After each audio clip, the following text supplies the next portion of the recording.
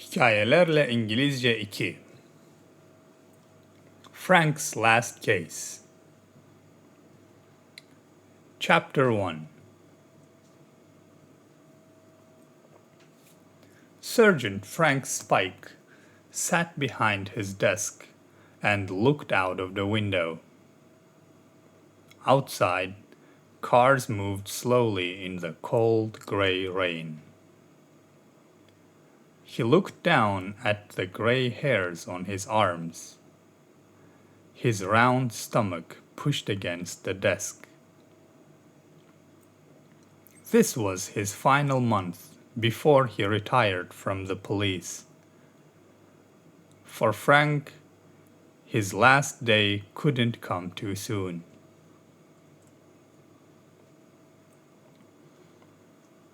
Frank felt angry as he thought about the money he would get when he retired. It wasn't enough money to pay for a short holiday on the cold, rainy east coast of England where he lived. It certainly wouldn't pay for his dream holiday, a luxury around-the-world cruise. Just then, Inspector Spencer came to Frank's desk. Spencer had perfect white teeth, and he was always smiling. 3 years earlier, Spencer had been promoted. Now he was an inspector at the young age of 40. Frank wasn't so lucky. He had worked for the police for 40 years, and he was still a sergeant. Frank knew he wasn't as handsome or as friendly as Spencer. Sorry, Inspector Spencer. But Frank was a better policeman. Frank had a nose for crime, and Spencer didn't. That nose meant Frank could think like a criminal and solve the most difficult crimes. As a result, the young man often asked for Frank's help. In fact, it was the only time Spencer spoke to him. "Hey Frank, can I ask you something?" asked Spencer. Frank wasn't surprised. "Do you know who the Babingtons are?" Spencer continued. Everyone knew who the Babingtons were. Donald Babington was the super-rich owner of the Babington Oil, and his wife, Tabitha, was a model. Together, they loved showing how rich they were. They often appeared in magazines like Hello, with their beautiful house and their collection of cars. Last month, Ronald had bought an enormous diamond for Tabitha. The diamond sat in a large gold and glass case at the end of a long red carpet. There was an alarm system to keep it safe. Spencer continued to explain. "Someone told us about a plan to steal the Babington diamond."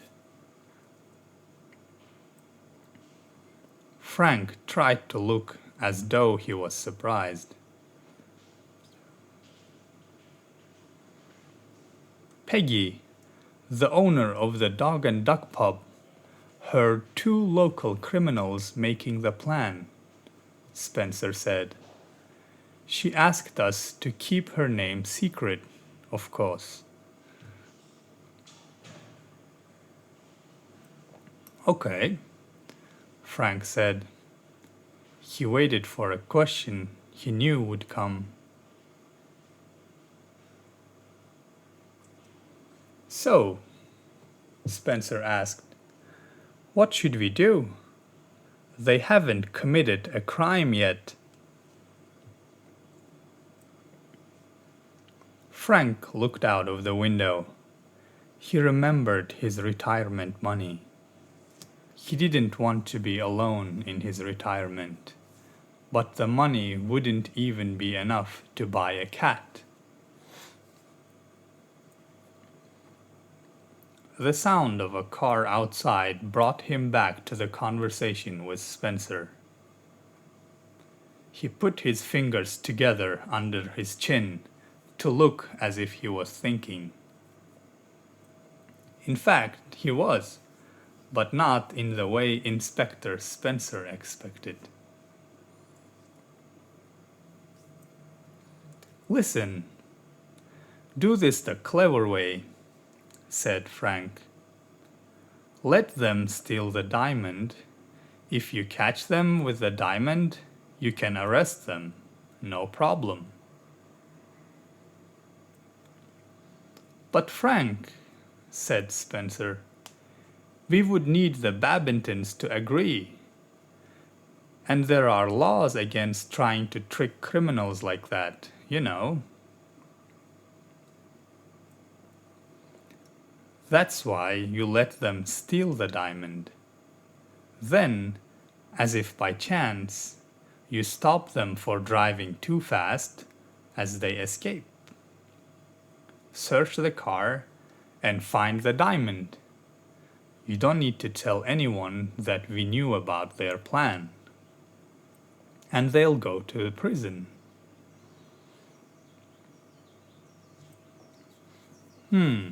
Okay. Spencer was uncomfortable with the idea Frank was suggesting, but he knew it would work. Frank continued, "Of course, the officer who arrests them needs to be reliable." Spencer understood immediately. "Are you sure you want to do it, Frank? It would be dangerous." "I'll take 2 young officers with me. But yes, of course I want to do it."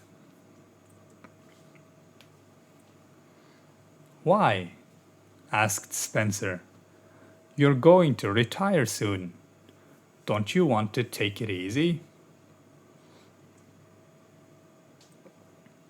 "That's exactly why I want to do it," Frank replied.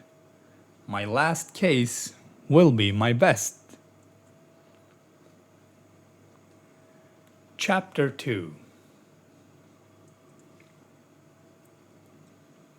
A few days later, Frank visited the dog and duck pub after work.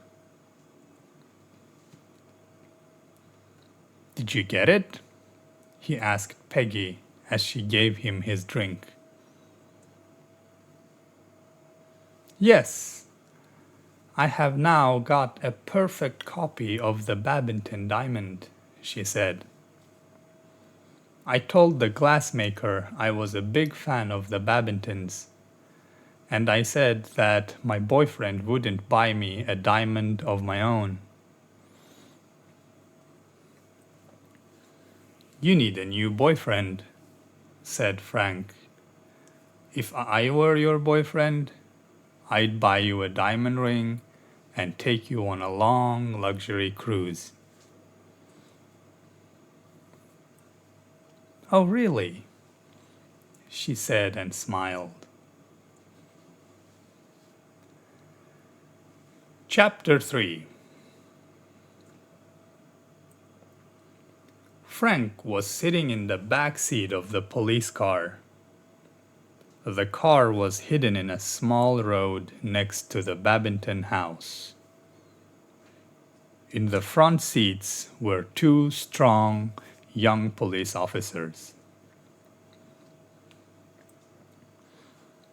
At 23:30, a message came in on the police radio.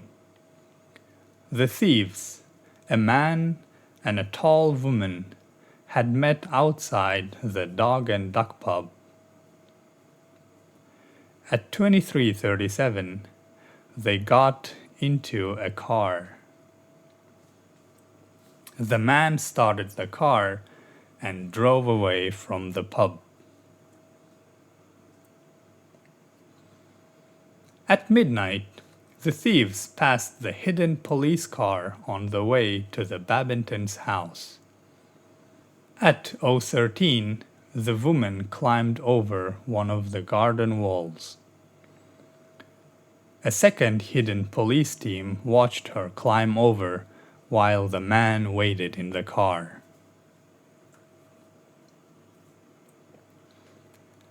At 0:20, the woman climbed back over the wall. She had an excited smile on her face. She ran back to the car.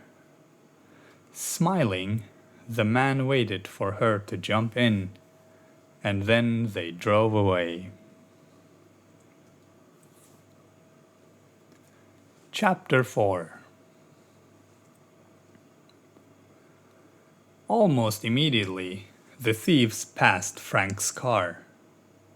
The young police officer in the driver's seat switched on the blue lights and followed them. Inside the car, the thieves were afraid. "What are they doing here?" the man shouted. "You said you turned off the alarms." "Relax, I did," she replied. "Remember, the police don't know what we've done. Just be normal. We can walk away from this with the diamond." The man stopped the car and opened his window. "Is there a problem, officer?" he asked. His face was red and shiny because he was so nervous. "You were speeding. We'll need to give you a ticket. Can you both get out of the car, please?" The man still looked nervous. One officer wrote the speeding ticket and the other stood close in case they ran away. Frank began to search the car. "Hey, what's he doing?" the woman said. But she knew the game was over.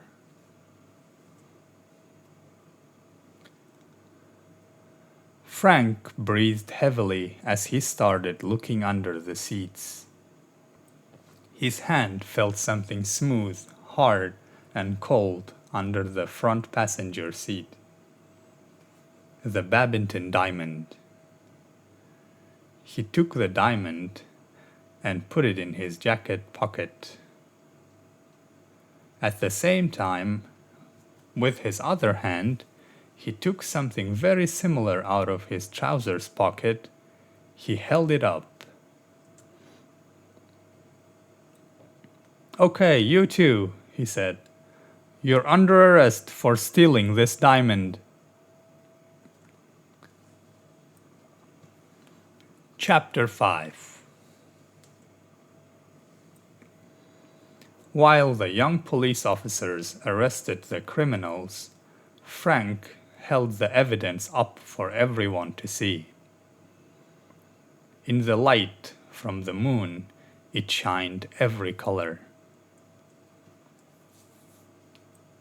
"Wow," said one of the young police officers. "I've never seen a real diamond up close." "Imagine if someone gave you that as a present," said the other officer.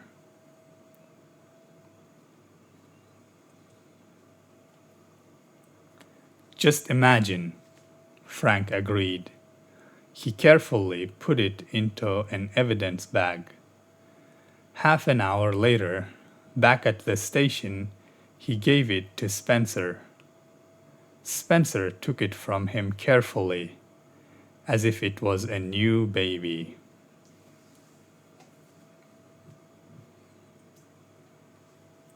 Chapter 6. 5 weeks later, Frank was sitting in his new armchair and drinking a glass of the best champagne. His expensive new cat sat at his feet. He picked up the local newspaper. The 2 thieves had got 6 years in prison. The photo in the newspaper was of the Babingtons. They were standing next to the diamond inside its new, extra strong glass case. Frank looked closer at the photo of the diamond. Only an expert would notice anything strange about the Babington diamond, and only if they saw the diamond up close. Frank put the newspaper down and picked up one of the travel magazines on his beautiful new coffee table. "Peggy," he said, "would you like to go to the Bahamas or the Maldives?" Peggy put down her own champagne glass. A small diamond ring on her finger shined in the light. "Why not both?" she smiled. "I did promise you a long cruise," he said. "You did," she replied. "I'm so glad I called you first when I heard them planning to steal the diamond." "Me too, Peggy," he said. "Me too." Life, now he had retired, was a wonderful thing after all. The end.